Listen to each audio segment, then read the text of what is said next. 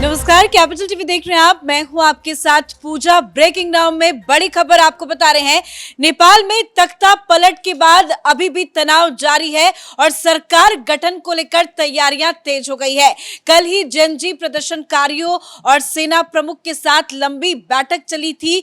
4 घंटे की मीटिंग के बाद यह तय हुआ कि नेपाल में अब अंतरिम सरकार की जो मुखिया है वो सुशीला कार्की होगी। लेकिन आज ये बताया जा रहा है कि प्रदर्शनकारियों में ही दो गुट बन चुका है जो आपस में भिड़ गए हैं और सुशीला कार्की के नाम का विरोध हो रहा है। हालांकि सुशीला कार्की को आर्मी हेडक्वार्टर लाया गया, उन्होंने आर्मी प्रमुख से मुलाकात की है और बताया जा रहा है कि सुशीला कार्की ही नेपाल की अगली प्रधानमंत्री होंगी। लेकिन उनके नाम का भी विरोध हो रहा है और लगातार जिस तरह से प्रदर्शन चल रहा था, पर प्रदर्शनकारी ही आपस में क्यों भिड़ रहे हैं, इस पे आपको तमाम अपडेट बताएंगे। मेरे साथ जुड़े हुए हैं कैपिटल टीवी के एग्जीक्यूटिव एडिटर राजीव जी। सर, लंबा विरोध प्रदर्शन चला, सबकी एक मांग थी, लेकिन अब तो सरकार गिर गई, तख्ता पलट हो गया, एक नया नाम सामने आ रहा है सुशीला कार्की का। लेकिन अब इनके नाम का ही क्यों विरोध हो रहा है? देखिए, टारगेट शिफ्ट हो रहा है। पहले टारगेट क्या था?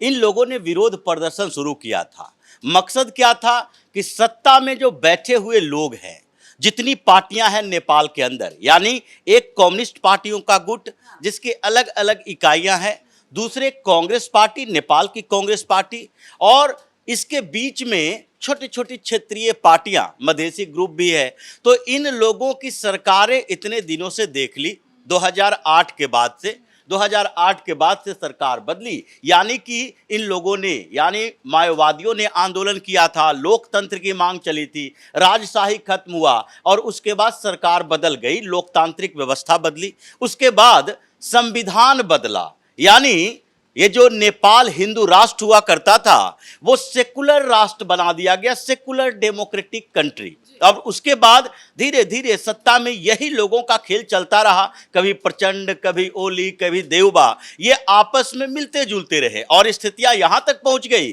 कि जो कम्युनिस्ट पार्टी और कांग्रेस, नेपाल की कांग्रेस पार्टी और नेपाल की कम्युनिस्ट पार्टी, ये दोनों अलग अलग विचारधारा के थे, वो भी आपस में सत्ता के लिए गठबंधन करने लगे। अभी जैसे कि सरकार थी, ये नेपाल की कांग्रेस पार्टी भी थी इसमें और कम्युनिस्ट पार्टी भी थी, और ये दोनों पार्टियां एक साथ मिलकर सरकार चलाने लगी। सरकार में बैठे लोग अय्याशी करते रहे और यहां सामान्य लोगों की समस्या बढ़ती रही, क्योंकि इकोनॉमिक क्राइसिस में नेपाल चला गया। युवाओं का विद्रोह केवल और केवल सोशल मीडिया बैन को लेकर नहीं था, यह धीरे धीरे पक रहा था। और इसमें मौका किसने तलाश किया? मौका उन देशों ने तलाश किया जो कि नेपाल में अपना अड्डा बनाने में कामयाब होना चाहते थे, और इसलिए इस विद्रोह को आगे बढ़ाया। जब विद्रोह हुआ तो ओली भी भाग गए, वहां मंत्रियों को दौड़ा दौड़ा कर पीटा गया, सब लोग गायब हो गए। क्या यानी कम्युनिस्ट पार्टी के जितने नेता थे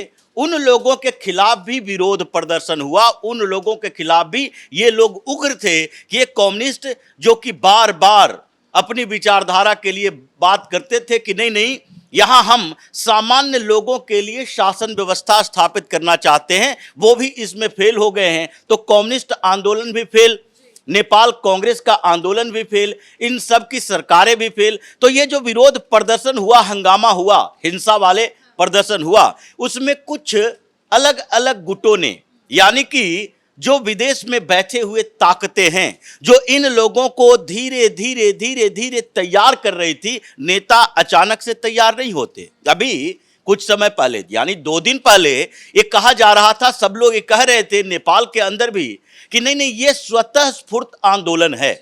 जब आंदोलन स्वतः स्फूर्त होता है तो मुद्दे खत्म होने के बाद आंदोलन भी स्वतः ही खत्म हो जाता है। इसमें नेता कैसे पैदा हो गए, ये डेलीगेशन कैसे जाने लगा? यानी कि पहले से अलग अलग क्षेत्रों में नेता बनाया गया और उसके नेतृत्व में, जैसे हर जगह पर होता है, व्हाट्सएप ग्रुप बनाए गए थे। इन लोगों ने पहले से आंदोलन की तैयारी कर ली थी और सरकार को हो सकता है कि इसकी जानकारी मिली होगी कि सोशल मीडिया के माध्यम से लोगों को मोबिलाइज किया जा रहा है, तो सोशल मीडिया पर बैन लगाया गया। अब जैसे ही सत्ता खत्म हुई, नई सरकार बनाने की कवायद शुरू हुई, ये लोग आपस में भिड़ गए, क्योंकि उसमें से कुछ भारत के समर्थक हैं जो प्रोटेस्ट कर रहे थे। उनका मानना था कि भारत के साथ जब से अच्छे संबंध रहे, नेपाल की व्यवस्थाएं बढ़िया रही, नेपाल में जब से सेकुलरिज्म का चोंगा ओढ़ा गया ये चाइना के इशारे पर, तब से व्यवस्थाएं और खराब हो गई। हम लोग एक पूरी दुनिया में अकेला हिंदू राष्ट्र थे और इन लोगों ने संविधान बदल दिया।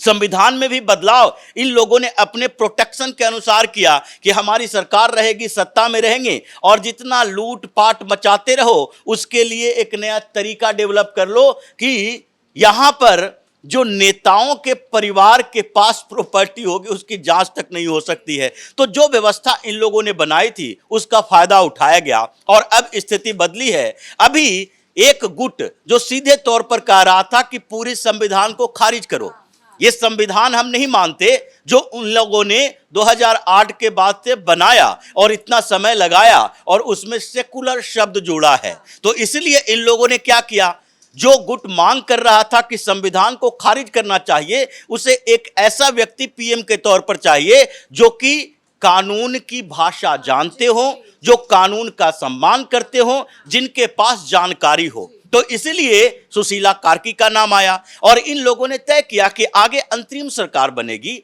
सेना कंट्रोल करेगा। और आर्मी जनरल ने बातचीत जब शुरू की तो उनके बारे में ये कहा जा रहा था कि पहले भी उन्होंने चेतावनी दी थी इन सरकारों को।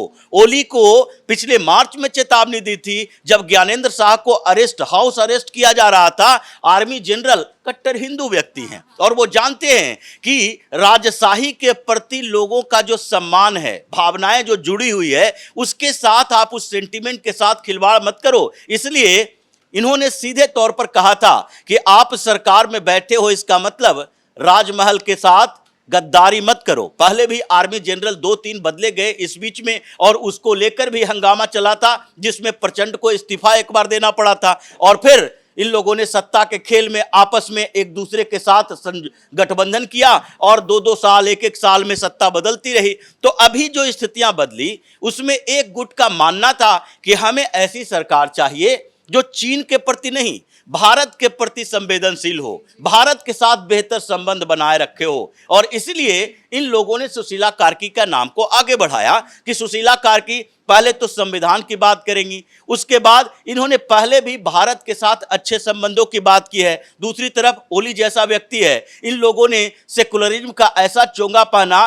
कि हमारी पूरी परंपरा को ही खत्म करने की कोशिश की। कहाँ अयोध्या में भगवान श्री राम का मंदिर और कहाँ उनका सीधे जनकपुर के साथ संबंध, नेपाल के साथ संबंध, और उस संबंध को तुम खत्म करने की कोशिश कर रहे हो। तो इसलिए वहां पर उस जो गुट सुशीला कार्की के पक्ष में था उसने आगे बढ़ने के लिए कहा। आर्मी की तरफ से कंट्रोल किया जा रहा है और उसी बीच जो दूसरा गुट जिनको चाइना से भी सपोर्ट मिल रहा है, जिसे अमेरिकन डीप स्टेट से भी सपोर्ट मिल रहा है, वो ही चाहते हैं कि भारत जैसा एक महाशक्ति जो अभी उभर नहीं रहा है बल्कि बन चुका है, जिसने अमेरिका तक को चैलेंज किया है, उस देश के इर्द गिर्द एक ऐसा देश नहीं रख सकते जहां से उसके अच्छे संबंध ही नहीं है बल्कि उसके साथ वीजा फ्री एंट्री भी है और हम उसका इस्तेमाल अभी तक करते रहे। और आगे अगर बहुत बेहतर संबंध हो गया, भारत समर्थक वहां सरकार बन गई, तो फिर तो वहां की स्थितियां बदलेगी और हम लोगों के लिए समस्या पैदा होगी। तो उन्होंने दूसरे गुट को अपने साथ मिलाया और लड़ने के लिए छोड़ दिया कि चलो अब आगे की बात करते हैं। और आगे जो नाम आ रहा है उनका नाम बताया जा रहा है कि कुलनाम खिसिंग। अब इनके नाम का प्रस्ताव दिया गया है। एक गुट जो है वो सुशीला कार्की के नाम का विरोध कर रहा है। देखिए जो स्थितियां बदली है, जैसे बालेंद्र शाह का नाम आया, बालेंद्र शाह क्यों नहीं बनना चाहे? वो देख रहे हैं कि अंतरिम सरकार में जाने का मतलब है कि आगे के समय में जब इलेक्शन की घोषणा होगी तो हमारी जो पॉपुलैरिटी है, काठमांडू के मेयर हैं और हम जो युवाओं के साथ इतने बेहतर संबंध है हमारा, हम अपनी पॉपुलैरिटी देख रहे हैं। तो इस समय अंतरिम सरकार में अगर हम शामिल हो गए, अगर हम अंतरिम प्रधानमंत्री बन गए, तो आगे चुनाव से होते होते हमारी पॉपुलैरिटी नीचे गिर जाएगी, क्योंकि अभी अस्थिरता है, सेना का कंट्रोल जरूरी है। और उस स्थिति में अगर हम आगे आ गए तो हमारी स्थिति भी मोहम्मद यूनिस जैसी हो जाएगी। इसलिए जब भी किसी भी देश में ऐसे आंदोलन होते हैं, तख्ता पलट होता है, तो कोई भी अपना कैरियर दांव पे नहीं लगाना चाहता है और इसीलिए उन लोगों को अंतरिम सरकार के मुखिया के तौर पर चुना जाता है जिसका आगे राजनीतिक भविष्य नहीं हो। जैसे कि बांग्लादेश में यूनिस को चुना गया, वो आगे राजनीति नहीं करना चाहेगा क्योंकि राजनीति करने के योग्य नहीं है। अब जो चुनाव होंगे उन पार्टियों के बीच कोई नेता उभर कर आएगा। उसी तरीके से नेपाल में भी बालेंद्र शाह ये चाहता है कि अगर आगे चुनाव होंगे तो उस समय हमारी वापसी की संभावना खत्म हो जाएगी। अगर हमने अंतरिम प्रधानमंत्री का पद ले लिया और उसके बाद अस्थिरता ऐसे ही चली, और उसको भी पता है कि कितने गुट में ये जनरेशन जेड वाले लोग बटे हुए हैं, कहां कहां से फंडिंग हो रही है, किन लोगों का सपोर्ट मिल रहा है, और अगर ऐसे महीनों दिन तक चलता रहा और हम अंतरिम प्रधानमंत्री रहे तो हमारी भी स्थिति मोहम्मद यूनिस की तरह हो जाएगी, जो आज किस तरह का है, डगरे के बैगन की तरह कभी इधर ढुलकता है, कभी जमात के हिस्से में, कभी पाकिस्तान के पास, कभी चला जाता है चीन के पास, और कभी अमेरिका की गोद में बैठ जाता है। तो वो स्थिति वो नहीं चाहते, वो पूर्णकालिक प्रधानमंत्री बनना चाहता है। उसका कैरियर अभी बहुत बड़ा है, 35-40 साल के बीच की उम्र है, तो ऐसे में उन्होंने इनकार कर दिया। और सुशीला कार्की, इनका आगे का कोई राजनीतिक भविष्य नहीं है, वो सुप्रीम कोर्ट से रिटायर हो चुकी है। इनके खिलाफ इम्पीचमेंट लाने की कोशिश की गई थी, लेकिन पारित होने से पहले ही ये रिटायर हो गई, तो इम्पीचमेंट मोशन आ नहीं पाया। लेकिन फिर भी अब आगे वो राजनीति नहीं करेगी, इसलिए ऐसे लोगों को चुना जा रहा था। तो अब जो विरोध प्रदर्शन हो रहा है वो संवैधानिक व्यवस्था में बदलाव और आगे सरकार किस तरफ जाएगी इसको लेकर है, इसलिए अभी तो एक गैंगवार चलेगा। क्या लगता है कि लड़ाई कितनी लंबी होगी, क्योंकि अभी तक नाम का ऐलान नहीं हुआ है, नाम के कई प्रस्ताव सामने आ गए, अब तो 3-3 नाम सामने आ गए, सुशीला कार्की का भी विरोध होने लगा है। तो अभी सरकार गठन की जो प्रक्रिया है उसमें कितना लंबा वक्त लग सकता है, कितना लंबा ये खिंच जाएगा? देखिए, अभी स्थितियां जिस तरह की है उसमें आर्मी एक बैलेंस अप्रोच रख रही है। पहले आर्मी ने कहा कि ये आंदोलन शुरू हुआ है इन सत्ता में बैठे सरकारों के खिलाफ, इन लोगों का इस्तीफा करवाओ, इसलिए आर्मी की तरफ से कहा गया कि ओली का इस्तीफा होगा तो हम कंट्रोल करने की स्थितियों में। ओली ने इस्तीफा दे दिया, सरकार के मंत्रियों ने इस्तीफा दे दिया।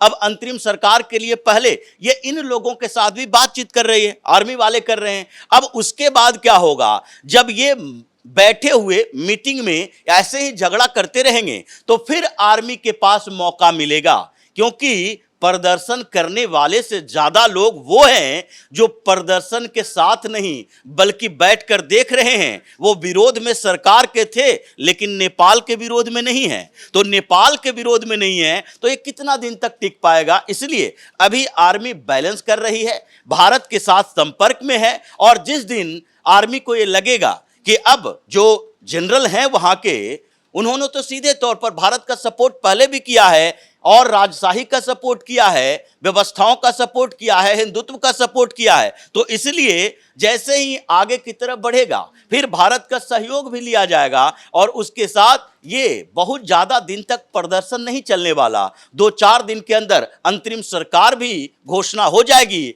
और इनके आपस में लड़ते झगड़ते हुए ये भी शांत होकर बैठ जाएंगे। धन्यवाद सर जानकारी के लिए। तो लगातार तीसरे दिन आज भी काठमांडू में कर्फ्यू जारी है, तनाव की स्थिति बनी हुई है, तख्ता पलट के बाद उथल पुथल मचा हुआ है, लेकिन अभी तक नए नाम का जो सामने आ रहा है उस पर मुहर नहीं लग पा रही है। पहले बालेंद्र शाह का नाम सामने आया, उसके बाद सुशीला कार्की का नाम सामने आया, तालमेल नहीं बिठ पा रहा है, लेकिन 1-2 दिन का लंबा वक्त जरूर लगेगा, लेकिन अंतरिम सरकार का गठन हो जाएगा। इस बड़ी खबर में मेरे साथ फिलहाल इतना ही। कैमरा पर्सन अशोक के साथ मैं पूजा, कैपिटल टीवी।